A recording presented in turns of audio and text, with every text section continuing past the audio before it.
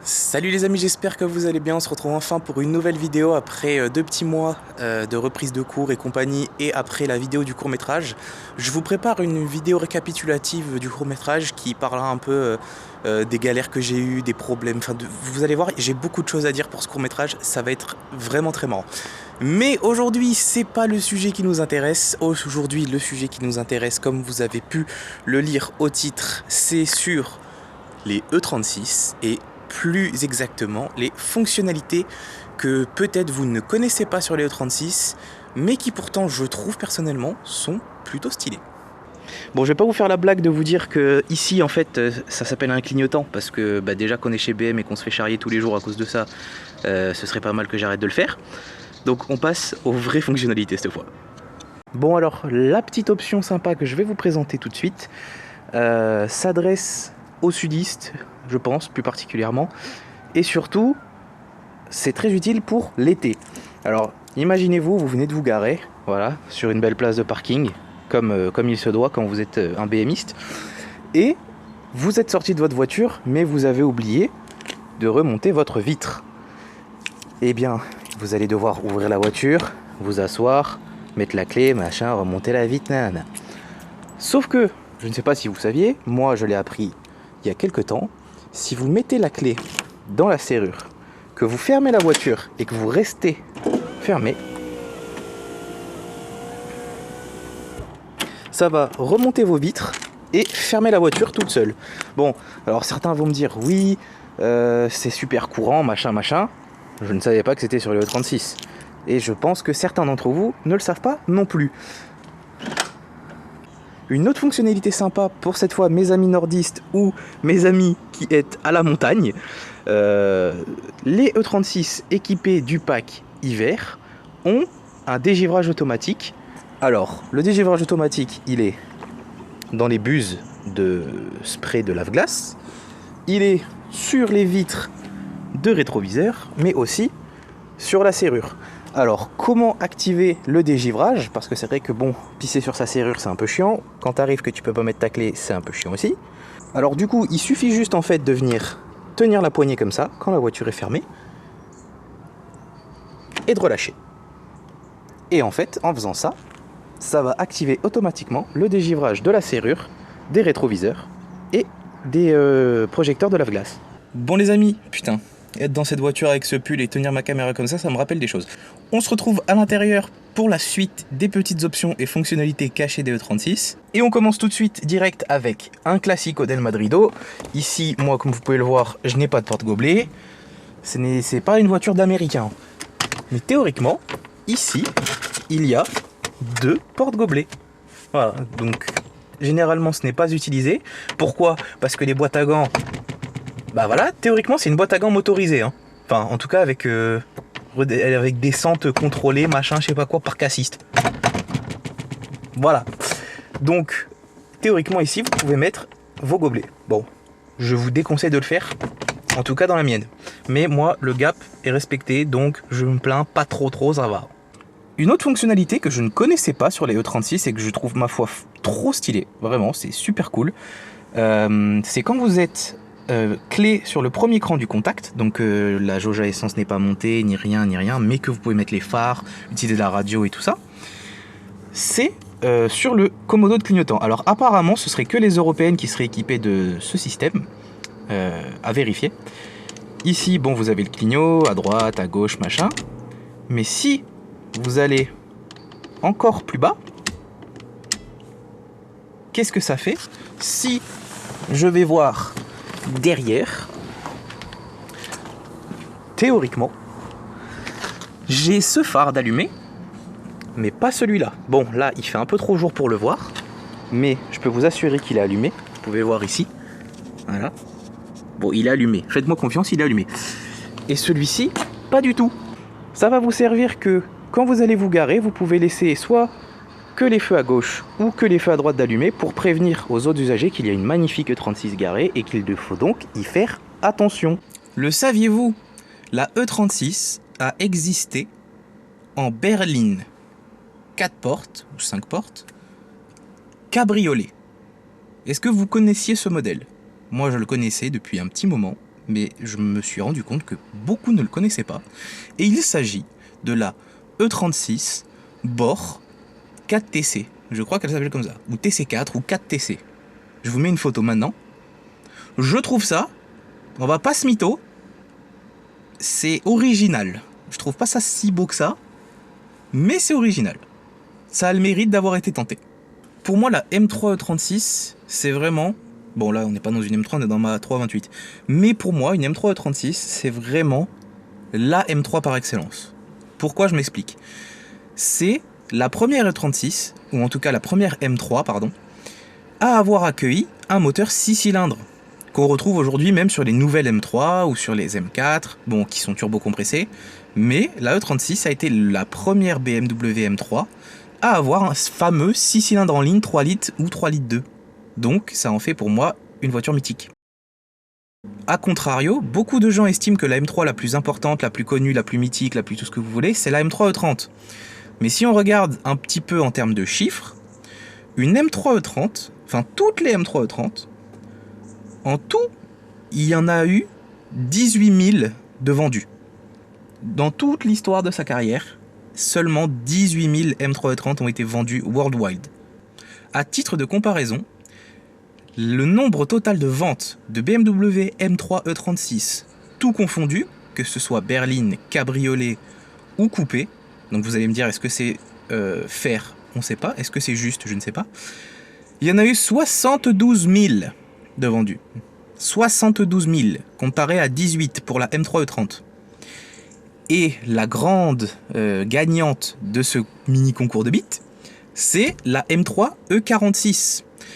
Il y a eu, dans toute l'histoire de la M3, 80 000 M3 E46 qui ont été vendus. 80 000 M3 E46, que ce soit en coupé ou en cabriolet.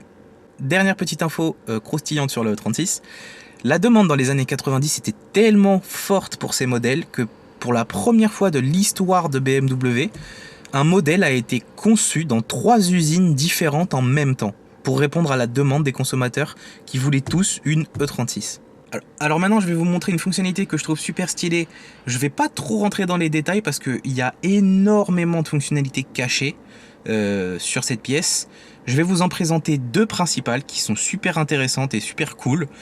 Je parle bien évidemment du compteur. Il faut savoir que nos magnifiques compteurs de E36 ont énormément de fonctionnalités cachées, de sous-menus, de sous-catégories, de machins, de trucs. Mais aujourd'hui, je vais vous présenter 2 menus qui, à mon avis, devraient vous plaire pas mal.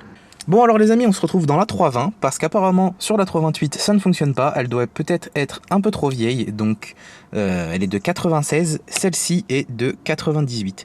Essayez sur vos 36 et dites-moi l'année et dites-moi si ça marche. Alors, j'allais parler du compteur. Il vous suffit, donc je ne vais pas pouvoir le faire à 2 mains, mais je vais vous expliquer comment faire. Il vous suffira de rester appuyé sur le bouton reset ici, sans avoir la clé dans le contact. Et ensuite, quand vous serez appuyé sur le bouton reset, vous allez mettre votre clé au premier cran. Donc là, vous voyez, là je suis allé trop loin. C'est vraiment ce cran-ci, voilà. Donc c'est... Voilà, là on est au premier cran.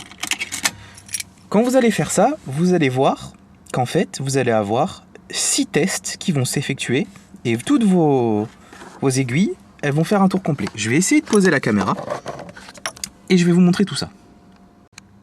Bon, alors du coup, j'ai vite fait enlever le volant, hein, vu qu'il tient que pas par 6 petites vis, ce sera plus pratique. Voilà, vous êtes posé. Alors, le premier test que je vais vous montrer, que vous pouvez faire sur votre 36, c'est... donc celui-là marche aussi sur la 328, mais c'est les autres qui ne fonctionnent pas. Alors, c'est pour vérifier que toutes vos aiguilles et que toutes vos ampoules marchent. Alors, c'est très très simple, il vous suffit juste de rester appuyé sur le bouton reset ici, sans avoir mis la clé dans la voiture. Vous mettez la clé à la première position, comme ceci, et vous attendez.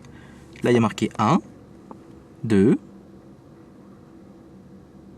3, et vous attendez comme ça jusqu'au numéro 6. Numéro 5, numéro 6. Vous pouvez relâcher le bouton et là, vous pouvez admirer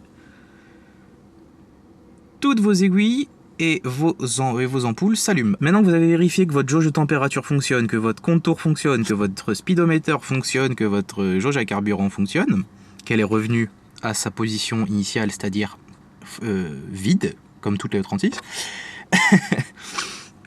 je vais vous montrer comment avoir ici, à la place de vos kilométrages, les tours minutes en temps réel de votre moteur. Alors c'est très simple. On va refaire exactement la même manipulation qu'avant. Donc restez appuyé sur le bouton reset, mettre la clé dans le contact, tourner position 1. Sauf que dès qu'on aura tourné la clé, il y aura écrit ici test. Il nous faudra appuyer 15 fois sur le bouton test. Et ensuite 7 fois sur le bouton test pour aller dans le menu adéquat.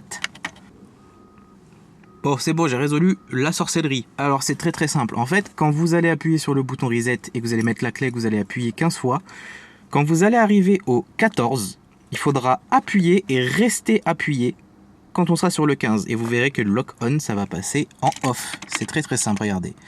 On reste appuyé. Clé premier cran, on appuie jusqu'à aller au numéro 15.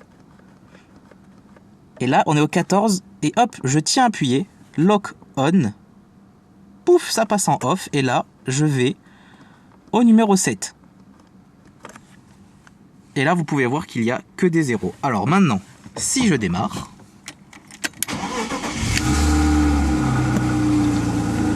vous pouvez voir les tours minutes en temps réel. Est-ce utile? Est-ce pas utile? Je ne sais pas.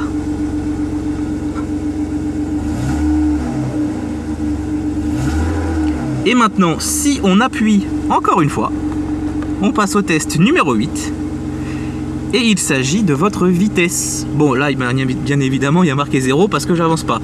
Si j'avance, je perds une dent. Donc voilà, deux fonctionnalités cachées du compteur. Il y en a énormément d'autres. Énormément. Je pourrais faire une vidéo dédiée au compteur des E36 si ça vous intéresse.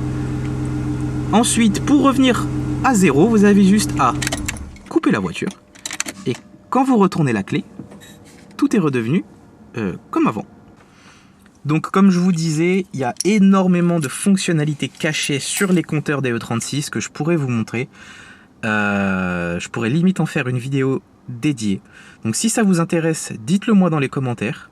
Vous pouvez notamment avoir combien de kilomètres il vous reste avant de faire une vidange, combien de la température extérieure, vous pouvez avoir je crois la température à l'admission, vous pouvez avoir énormément d'infos. Donc n'hésitez pas dans les commentaires à me dire si vous voulez des informations.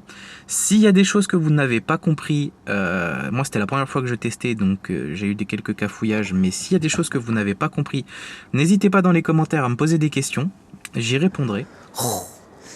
Bon, j'espère que la vidéo vous a plu. Je vous ai posé sur le toit de la 328 pour la fin de cette vidéo.